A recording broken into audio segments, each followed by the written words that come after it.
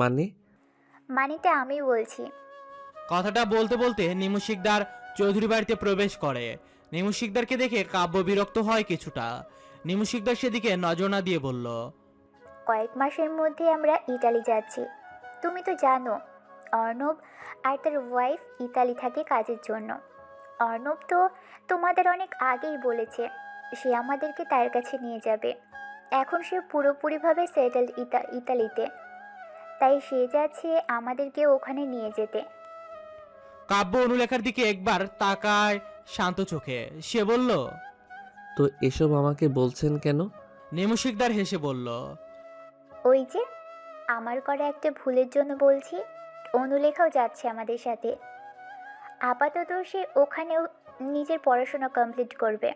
আর অনু ছোটবেলায় তোমার সাথে বিয়ে হয়েছে, তারপর আবার তোমরা কিছুদিন আগে সিলেটে বিয়ে করেছ। আমি কোনো পিছুটান রাখতে চাচ্ছি না, তাই আমি চাই তুমি অনুকে ডিভোর্স দাও। আমাদের একটু শান্তিতে বাঁচতে দাও দয়া করে। কাব্য রক্তিম চোখে তাকিয়ে নিমু শিকদারের পানে। সে অনুলেখার দিকে তাকিয়ে বলল, তোর মায়ের ডিসিশন মেনে না নিয়ে নিজের মন থেকে বল অনু, তুই কি চাস? তুই যা বলবি তাই করব। তুই যদি তোর মন থেকে বলিস তোকে মুক্তি করে দিতে, তাহলে আমি তোকে আর জোর করব না। তুই বল শুধু একবার। অনুলেখা কাব্যের দিকে অসহায় দৃষ্টিতে তাকায়। কাব্যের পাশে তার মা কলি বেগম অনুর দিকে রাগী চোখে তাকিয়ে। অনুলেখা একটা দীর্ঘশ্বাস ফেলে বলল, আজ আর কিছু বলতে দ্বিধাবোধ করব না কাব্য ভাই। আমি আপনাকে ভালোবাসি, প্রচন্ড ভালোবাসি আপনাকে। আপনাকে ছাড়া ইদানিং আমার বেঁচে থাকাটা মুশকিল হয়ে পড়েছে। যেদিকে তাকাই সেদিকে শুধু আপনাকেই দেখি। কল্পনাতেও আপনাকে নিয়ে হারিয়ে যাই আমি অজানা রাজ্যে। আমাদের সম্পর্কটা পবিত্র বন্ধনে আবদ্ধ, যা জোর করেও অস্বীকার করা যায় না। আমাদের মধ্যে যে একটা পবিত্র সম্পর্ক রয়েছে, সেটার কারণেই হয়তো আমি আপনার প্রতি এতটা এতটা দুর্বল হয়ে পড়েছি। স্বামী স্ত্রীর সম্পর্কটা হয়তো এমনই। কথাগুলো একদমই বলে থামলো অনুলেখা। কাব্য এখন অনুলেখার পানে চেয়ে আছে পুরো কথাটা শোনার জন্য। অনুলেখা ফের বলা শুরু করলো, কিন্তু কিছু কিছু সময় নিজের সবচাইতে প্রিয় জিনিসটাকে ছেড়ে দিতে হয় শুধুমাত্র কিছু মানুষের ভালো থাকার জন্য। আমার আর আপনার সম্পর্কটা পূর্ণতা না পেলে শুধু আমি আর আপনি কষ্ট পাবো। আর যদি পূর্ণতা পেয়ে যাই আমাদের সম্পর্ক, তাহলে শিকদার বাড়ি আর চৌধুরী বাড়ির শান্তি নষ্ট হবে। দুই বাড়ির এক বাড়িও ভালো থাকবে না। আপনি দয়া করে অতীতটা ঘেঁটে দেখবেন। আমার শেষ অনুরোধ এটাই। যাই হোক, শুধুমাত্র নিজের ভালোর জন্য তো আমি এসব করতে পারি না নাকি? আমি ডিভোর্স চাই। কাব্য নির্জীব কণ্ঠে বলল, অতীত ঘেটে দেখার ইচ্ছে নেই আমার। তুই যখন আমাকে ছাড়া সুখে থাকবি, তাহলে আমি কেন তোকে জোর করব বল? আমি তোকে খুব শিগগিরই মুক্ত করে দিব, খুব শিগগিরই। বলে কাব্য নিজের রুমের দিকে দৌড়ে চলে যায়। অনুলেখার চোখ বেয়ে নোনা জল গড়িয়ে পড়ছে। নিমু শিকদার মেয়ের চোখের পানি মুছে দিয়ে বলল, চলো বাড়ি যাই। বলেই নিমু শিকদার মেয়ের হাত ধরে বেরিয়ে পড়ে চৌধুরী বাড়ি ছেড়ে। নিমু শিকদাররা চলে যেতে কলি বেগমের ঠোঁটের কোণে পৈশাচিক হাসি ফুটে ওঠে। 3 মাস পর শিকদার বাড়ি আর চৌধুরী বাড়ির লোকজন বসে আছে গোল হয়ে। আজ মূলত কাব্য অনুলেখার ডিভোর্স হওয়ার কথা। অনুলেখা সবার থেকে দূরে জড়সড় হয়ে দাঁড়িয়ে আছে। কাব্য তার রুমে দরজা বন্ধ করে আছে। কাব্যের মা কলি বেগম গিয়ে ছেলেকে ডেকে আনেন। অনুলেখা আর চোখে একবার তাকায় কাব্যের দিকে। অনুলেখা আটকে উঠলো কাব্যের দিকে তাকিয়ে। চোখের নিচে কালো দাগ, চুলগুলো এলোমেলো হয়ে আছে। চেহারার মধ্যে কোনো মাধুর্য নেই যেন আগের মতো। সব যেন বিষাদে পরিণত হয়েছে কাব্যের। এজন্য যত্নহীন এক কাব্যকে দেখছে অনুলেখা। অনুলেখা বিড়বিড় করে বলল, সব কি আমার দেয়া কষ্টরই নমুনা? নিমু শিকদার মেয়েকে মৃদু ধাক্কা দিয়ে বলল। কি রে, কই হারিয়ে গিয়েছিস? অনুলেখার হুঁশ ফিরল। সে কোনো মতে বলল, না না, মানে কিছু না। নিমু শিকদার আর কিছু বলল না মেয়েকে। তিনি মেয়ের মনের অবস্থা বুঝতে পেরে আপাতত চুপ করে রইলেন। অনুলেখা কাব্যের দিকে এক দৃষ্টিতে তাকিয়ে, কিন্তু কাব্য একবারের জন্য অনুলেখার দিকে তাকায়নি। অবশেষে সময় হয়ে এলো ডিভোর্স পেপার সাইন করার। কাব্য একটা টু শব্দটিও করেনি, চুপচাপ সে ডিভোর্স পেপারে সাইন করে দেয়। নিমু শিকদার মেয়ের দিকে ডিভোর্স পেপার এগিয়ে দিয়ে সাইন করতে বলল। অনুলেখা কাপা কাপা হাতে ডিভোর্স পেপার নেয়। সে একবার কাব্যের দিকে তাকায়, কাব্য তখনই অন্যদিকে ফিরে। অনুলেখা নিজেকে ধাতস্থ করে কাপা কাপা হাতে সাইন করে দেয়। অনুলেখা সাইন করা শেষ হতেই কাব্য হনহন করে নিজের রুমে চলে যায়। নিমু শিকদারও অনুকে নিয়ে বাড়ির উদ্দেশ্যে বেরিয়ে পড়ল। কাব্য রুমে এসে ফুপিয়ে কেঁদে যাচ্ছে এক নাগারে। কে বলেছে পুরুষ মানুষ কাঁদে না? যখন নিজের সবচাইতে প্রিয় জিনিসটাকে পুরুষ মানুষ হারায় তখন কি আর সে ঠিক থাকতে পারে? অন্যদিকে অনুলেখা গাড়িতে বসে আছে। সে বাইরের দিকে তাকিয়ে আছে জানালা দিয়ে। তার চোখ বেয়ে নীরবে অশ্রু গড়িয়ে পড়ছে। অনুলেখা আকাশের দিকে তাকিয়েই বলল, আমিও আপনার কপালে নেই, আপনিও আমার কপালে নেই, অথচ নীরবে নিভৃতে আপনি। আমি একে অপরের হৃদয়ে আষ্টে পৃষ্ঠে জড়িয়ে আছি। কি অদ্ভুত তাই না কাব্য ভাই? জীবন বড়ই অদ্ভুত। কিছু কিছু ক্ষেত্রে একে অপরকে দুজনে সমানতালে ভালোবেসেও কেউ কাউকে পায় না। আদৌ মিলবে কাব্য অনুলেখার প্রণয়ের হিসাব? জীবন তাদের এই কোন পরিস্থিতি নিয়ে দাঁড় করালো? দুজনের সমানভাবে কষ্ট পাচ্ছে। এটাই বুঝি ভালোবাসা? ইতালির ব্যস্ততম শহরের এই রাস্তায় রয়েছে হাজারো ব্যস্ত মানুষ, যে যার মতো কাজে ছুটে চলেছে। কারো দিকে কারো তাকানোর সময় নেই। অনুলেখা আর তার বাবা মা দাঁড়িয়ে আছে এয়ারপোর্টে। তারা অধীর আগ্রহে অর্ণবের জন্য অপেক্ষা করছে। ইতালির কোনো জায়গা চেনে না তারা, তাই অর্ণব বলেছে সেই তাদের এয়ারপোর্ট থেকে রিসিভ করবে। প্রায় ঘন্টা দুয়েক কেটে যাওয়ার পর একটা অপরিচিত কণ্ঠস্বর বলে উঠল, মিস অনুরেখা। হঠাৎ অপরিচিত ব্যক্তির মুখ থেকে নিজের নামের এই বেহাল উচ্চারণ শুনে চমকে পিছনে তাকায় অনুলেখা। ধবধবে ফর্সা সুদর্শন একটা যুবক তার পানে চেয়ে আছে। অনুলেখা কিছু না বলে ছেলেটার দিকে ফ্যাল ফ্যাল করে তাকিয়ে আছে। তা দেখে ছেলেটা ফের শুধালো, আপনি কি অনুরেখা? ছেলেটাকে দেখে বাঙালি মনে হচ্ছে না। বাংলা কথা বলা বিদেশিদের মতো টেনে টেনে। অনুলেখার এবার একটু রাগ হয়। একে তো অপরিচিত লোক, তার উপর আবার তার নামের বেহাল উচ্চারণ করছে। তাই সে রেগে বলল, কি ভাই সাদা বিলাই, এমন অনুরেখা অনুরেখা করছেন কেন? কেডা আপনি? ছেলেটা অবাক হয়। চোখ ছোট ছোট করে অনুলেখার দিকে তাকিয়ে বোঝার চেষ্টা করে সে কি বলছে। এর মধ্যে অনুলেখার বাবা মা এসে হাজির হয় সেখানে। ছেলেটা অনুলেখার বাবা মাকে দেখে একগাল হেসে বলল, আরে আন্টি, সেই কখন থেকে খুঁজছে আপনাদের। নিমু শিকদার ছেলেটার দিকে এগিয়ে এসে বলল। আরে সমীর, তুমি? সমীর হেসে বলল, চিনলেন না তাহলে? মিস অনুরেখা তো আমাকে চিনতেই পারছে না। বলেই সমীর অনুলেখার দিকে আর চোখে একবার তাকায়। অনুলেখা বিরক্তিকর নজরে সমীরের দিকে তাকায়। সে বলল, আম্মু এই সাদা বিলাই কে? আমাদের চেনে কিভাবে? আর আমাকে এই আজব নামে ডাকছেই বা কেন? নিমু শিকদার মেয়েকে মৃদু ধমক দিয়ে বলল, কি হচ্ছে কি অনু? ও তোমার ভাবির একমাত্র ছোট ভাই। ছোটবেলা থেকেই বিদেশের মাটিতেই বড় হয়েছে, তাই হয়তো বাঙালিদের মতো সুন্দর করে বাংলাতে কথা বলতে পারে না। আর তুমি তখন থেকে ছেলেটাকে কী সব বলে যাচ্ছ? অনুলেখা একবার ভালো করে সমীরকে পরখ করে নেয়। পরক্ষণে সে হাত বাড়িয়ে বলল, হাই, আমি অনুরেখা। সমীরও নিজের হাত বাড়িয়ে দিয়ে বলল। হ্যালো, আমি আড্রেন সমীর।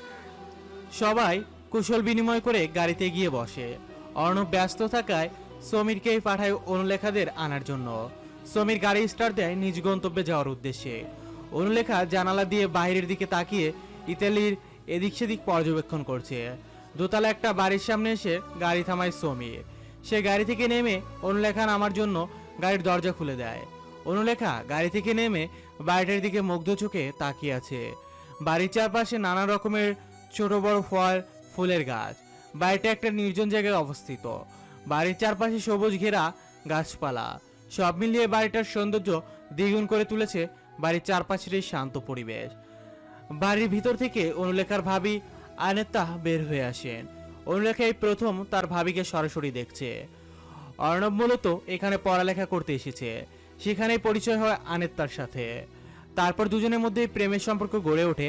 পরিবারের মত নিয়েই অর্ণব আনেত্তা বিয়ে করে ইতালিতেই। বিয়ের পর এখানেই নিজেদের মতো কর্মজীবনে ব্যস্ত হয়ে পড়ে আনেত্তার অর্ণব। বিয়ের পরও আনেত্তার দেশে যাওয়া হয়নি, তাই অনুলেখার সঙ্গে সরাসরি দেখা হয়নি তার ভাবির। আনেত্তা এসে অনুলেখাকে জড়িয়ে ধরে বলল, হেই ডিয়ার, আসতে কোনো অসুবিধা হয়নি তো? অনুলেখা হেসে জবাব দিল, না। আনেত্তা সবাইকে সালাম করে বাড়ির ভিতরে নিয়ে যায়। অনুলেখা নিজের ভাবিকে দেখে একটু অবাক হয়। আনেত্তার পরনে একটা কালো চুড়িদার, দেখতে ধবধবে ফর্সা, চালচলনে বাড়ির বউ বউ একটা ভাব আসছে। একদম মিশুক স্বভাবের মেয়ে হলো আনেত্তা। অপ্রিয় পুরুষ আমার, মনে পড়ে কি আমার কথা, নাকি সময়ের সাথে তাল মিলিয়ে ভুলে গেলেন এই স্বার্থপর আমিটাকে? অবশ্য ভুলে যাওয়াই ভালো। যতদিন আমাকে মনে রাখবেন আপনি, ঠিক ততদিনেই আমি আমার নিজের অপরাধের অনলে পুড়ে ছারখার হয়ে যাব। জানেন আপনি, বাবা মায়ের কথাতে আমি কেন রাজি হলাম? কারণ আপনার আর আমার মিলন তো কোনো দিন হবে না। হয়তোবা আমাদের সম্পর্কটাই তৈরি হয়েছে ভাঙার জন্য। এই যে আমি আপনাকে পেলাম না, এই আফসোসটা সারা জীবন আমাকে একটু একটু করে যন্ত্রণা দিয়ে মারবে। আজ 17 দিন হলো আপনার সাথে দেখা হয়নি আমার। এতদিন চাইলেও হয়তো দেখা করতে পারতাম, কিন্তু আজকে তো আমি আপনার থেকে 1000 মাইল দূরে চলে এসেছি। তাই চাইলেও আর আপনার দেখা পাওয়া সম্ভব হয়ে উঠবে না। আমার মনে হচ্ছে বাংলাদেশের প্রতিটা কোনায় কোনায় আপনার ছোঁয়া, আপনার স্মৃতি লেপ্টে আছে, যা আরও আমাকে ভিতর থেকে ভেঙে দিচ্ছে। তাই তো বাবা মায়ের এত বড় একটা সিদ্ধান্ত নেয়াতেও দ্বিমত পোষণ করিনি। আমি আপনাকে ভালোবাসি, আর আপনি আমাকে ভালোবাসেন। এটা যেমন সত্য, তেমনি ইলা আপু যে আপনার জন্য নিজের প্রাণ দিয়ে দিতে চাইছিল 2 বছর আগে, সেটাও সত্য। ঠিক 2 বছর আগে আমাদের 2 পরিবারের মধ্যে এটা নিয়েই দ্বন্দ্বের সৃষ্টি হয়। ইলা আপু আপনার জন্য কত পাগলামি করছে, আর আপনি কি পাগলের মতো আমার পিছু ছুটেছেন, যে জায়গায় আমি আপনাকে সব সময় ইগনোর করে যেতাম। অবশ্য ইলাপু আপনার জন্য কি কি পাগলামি করেছে তার বিন্দুমাত্র কিছু আপনি জানেন না। ইলাপু তো আপনার সামনে ভয়ে স্বাভাবিকই থাকতো। আম্মু তো বলল, আমি যদি আবার আপনার জীবনে ফিরে আসি, তাহলে আপনাদের মধ্যে আবার এসব নিয়ে ঝামেলা হবে। এর চেয়ে আপনারা আপনাদের মতো সুখে থাকেন, আর আমি আমার মতো বেঁচে থাকি। আমাদের শিকদার বাড়ি আর চৌধুরী বাড়ির মধ্যে তো দূরত্ব বেড়েই গেছে। এটা ঠিক হওয়ার নয়। এর চেয়ে ভালো আমরা দূরে থাকি। আমাদের জন্য যেন আপনাদের নিজেদের মধ্যে দ্বন্দ্ব সৃষ্টি না হয়, সেটাই চাই। তাই তো এত কিছু করা। ভালো থাকবেন, নিজেকে ভালো রাখবেন। ইতি আপনার জীবনের বিষাদিনী। চিঠিটা লিখতে লিখতে অনুলেখার চোখ বেয়ে নোনা জল গড়িয়ে পড়ছে। অনুলেখা নিজের জন্য বরাদ্দকৃত রুমে এসেই কাব্যকে নিয়ে চিঠি লিখতে বসে পড়ল। অনুলেখা আরেকবার ভালো করে চিঠিটা পড়ে নেয়। সে রাগে জিতে চিঠিটা ছিঁড়ে ফেলে। সে চিৎকার দিয়ে কাঁদতে কাঁদতে বলল, কেন আপনাকে নিয়ে লিখতে বসলে আমি এলোমেলো হয়ে যাই কাব্য? কেন বাক্য গোছাতে পারি না? কেন কেন? বলে কাঁদতে কাঁদতে ফ্লোরে বসে পড়ে অনুলেখা। ঠিক তখনই কেউ একজন দরজায় টোকা দিয়ে ভিতরে প্রবেশ করে। অনুলেখা তড়িঘড়ি করে নিজের চোখের জল মুছল। সমীর এসেছে। সে বলল, মিস আনুরেখা, আপনার মন খারাপ? অনুলেখা নিজেকে স্বাভাবিক করার চেষ্টায় ব্যস্ত। না, ঠিক আছে আমি। চোখ মুছে বলল অনুলেখা। সমীর স্বস্তি নিঃশ্বাস ফেলে বলল, আন্টি বলল আপনার নাকি মন খারাপ, তাই আপনাকে নিয়ে একটু বাইরে থেকে ঘুরে আসতাম। অনুলেখা চোখ তুলে চাইল সমীরের দিকে, বলল নিঃশব্দে, আম্মু আপনাকে এসব বলতে যাবে কেন? সমীর হেসে বলল, বলেছেন যখন তখন আর বারণ করবেন না প্লিজ, চলুন যাই। বলেই সমীর অনুলেখার হাত ধরে বাইরের দিকে নিয়ে যায়। আর অনুলেখা শুধু অবাক চোখে চেয়ে থাকে সমীরের হাতে বন্দি থাকা নিজের হাত। ড্রয়িং রুমে আরাম করে সোফায় বসে আছেন নিমু শিকদার। অর্ণবও তার পাশে বসে পত্রিকা পড়ছে। আনেত্তা কিচেনে সবার জন্য চা বানাচ্ছে। আর অনুলেখা আর সমীর বাইরে বেরিয়েছে। মূলত নিমু শিকদারই সমীরকে বলেছে অনুকে বাইরে থেকে ঘুরিয়ে আনার জন্য। তার কিছু ইম্পর্টেন্ট কথা আছে অর্ণবের সাথে, যা অনুলেখার শোনা উচিত নয়। তাই এই বুদ্ধি তার। নিমু শিকদার বলল, অর্ণব শোনো। চকিতে তাকায় অর্ণব মায়ের দিকে, ছোট করে জবাব দেয়, বলো। আমি এখানে কেন এসেছি সেটা তো তুমি জানো নিশ্চয়ই। আমি না মেয়েটাকে নিয়ে আর পারছি না। রাশেদ চৌধুরী আমার বাবার দেওয়া আমার ভাগে সব সম্পত্তি নিজের নামে করে নিয়েছে আমাকে ঠকিয়ে। এখন আমার হাজব্যান্ডের সকল সম্পত্তি তো অনুর নামে। তুমি তো সেদিকে ফিরেও তাকাবে না, এটা সবাই জানে। এখন সকল সম্পত্তি যখন অনুর নামে, তাই রাশেদ চৌধুরী আবার আমাদের পিছনে পড়েছে। অনুকে বিয়ে করে যেন কাব্য সব কিছুর মালিক হতে পারে, তাই আমি বেঁচে থাকতে তা হতে দিব না। দরকার হলে দেশের সকল সম্পত্তি শিয়াল কুকুরেরা খাবে, তবুও সেসব আমি ওই চৌধুরী বাড়ির কাউকে মালিক হতে দিব না। কথাগুলো কিছুটা থমথমে গলায় বলল নিমু শিকদার। অর্ণবের সেদিকে ভ্রুক্ষেপ নেই। সে বেখেয়ালিভাবেই বলল, আহ মা, তুমি এমন করছো কেন? মামা না হয় এসবের সাথে জড়িত। বেচারা কাব্যটা কি করেছে? ছোটবেলা থেকে দুজনে একসাথে বড় হয়েছি। আমি নিজ চোখে দেখেছি অনুর প্রতি কাব্যের ভালোবাসা। নিমু শিকদার সন্তুষ্ট হলো না ছেলের কথা শুনে। তিনি কিছুটা বিরক্তি স্বরে বলল, ভালোবাসা দিয়ে কি হবে? আমার মেয়ে ওই অসুস্থ পরিবারে গিয়ে সুখে থাকবে না। মানলাম কাব্য না হয় ভালো, কিন্তু বাকিরা? কলি তো দু চোখেও দেখতে পারে না অনুকে। সেদিন কেমন করে যেন তাকাচ্ছিল আমার অনুর দিকে। আর ওই রাশেদ চৌধুরীর কথা তো বাদ দিলাম, ওই পরিবারে গিয়ে আমার মেয়ে সুখে থাকবে না। আর কাব্য তো আস্ত একটা মাস্তান, এলাকার সবাইকেই মোটামুটি দু একবার পেটানোর শেষ তার, বখাটে একটা। নিমু শিকদার একদমে কথাগুলো বলে থামলেন। এবার কিছুটা রেগে যায় অর্ণব তার মায়ের কথা শুনে। মা, তুমি থামবে কি? অনু এখন অনেক বড় হয়েছে, সে তার সিদ্ধান্ত নিজে নিবে। তুমি ডিভোর্সের ব্যাপারটা সম্পূর্ণ অনুর উপর চাপিয়ে দিয়েছ। আর রইল কাব্যের মাস্তান হওয়ার ব্যাপার, এটা তোমার ভুল ধারণা। একটা পরিবারের ওপর তোমার ক্রোধ থাকবে, আর তুমি তাদের ভালো সব গুণ দেখবে তা তো নয়। তাদের সব খারাপ গুণও তোমার চোখে পড়বে। আর তুমি অনুকে কী সব বলে ভুলিয়ে ভালিয়ে ডিভোর্স করে নিয়েছো বলো তো? নিমু শিকদার রাগে ফুটছে। তার ছেলে তারই বিরুদ্ধে কথা বলছে। সে কিছুটা রেগেই বলল, তোদের পরিবারের মধ্যে একমাত্র আমার অনুই আমাকে বোঝে, তাই তো ওকে সামলানোর জন্য বলছি। ইলা কাব্যর জন্য নিজের প্রাণ দিয়ে দিতে চাইছিল। ও যদি কাব্যের জীবনে চলে আসে তো ইলা আবার খারাপ কিছু করবে। আর তাদের চৌধুরী পরিবারের মধ্যে আবার এসব নিয়ে অশান্তি সৃষ্টি হবে। বলে পৈশাচিক হাসি হাসে নিমু। অদূরে চায়ের কাপ হাতে নিয়ে দাঁড়িয়েছিল আনেত্তা। নিমু শিকদারের কথা শুনে বিস্ময়ে তার হাত থেকে চায়ের কাপগুলো ফ্লোরে পড়ে যায়। মুহূর্তে চায়ের কাপগুলো ফ্লোরে পড়ে টুকরো টুকরো হয়ে যায়। নিমু শিকদার তা দেখে সোফা হতে লাফিয়ে ওঠে। কিছুটা রেগে বলল, হোয়াট ইজ ইউর প্রবলেম? চোখে দেখতে পাও না? নিমু শিকদারের ধমকে কিছুটা কেঁপে ওঠে আনেত্তা। সে নিজেকে সামলিয়ে নিচ থেকে চায়ের ভাঙা টুকরোগুলো ওঠাতে ওঠাতে বলল, না মানে আমি দেখতে পাইনি মম। নিমু শিকদার রাগে গজগজ করছে, তবে নির্চুপ রইল। এবার আনেত্তা চলে যেতেই অর্ণব মুখ খুলল, বলল কর্কশ গলায়, সামান্য একটা ব্যাপারে তুমি ওর ওপর এতটা চেঁচাচ্ছ কেন মা? তো কি করব? ও কি চোখে দেখতে পায় না? আজব মেয়ে কোথাকার। শোনো মা, একটা কথা বলে দিই। তুমি কিন্তু নিজের বাড়িতে নয়, আমার বাড়িতে থাকছো। এটা কিন্তু আমার আর আয়েত্তার দুজনের ইনকামের টাকায় করা বাড়ি। আর তুমি আমার বাড়িতে থেকেই আমার বউকে অকারণে বকবে, তা তো আমি সহ্য করব না। এটা তোমার বাড়ি নয় যে যা ইচ্ছা তাই করবে।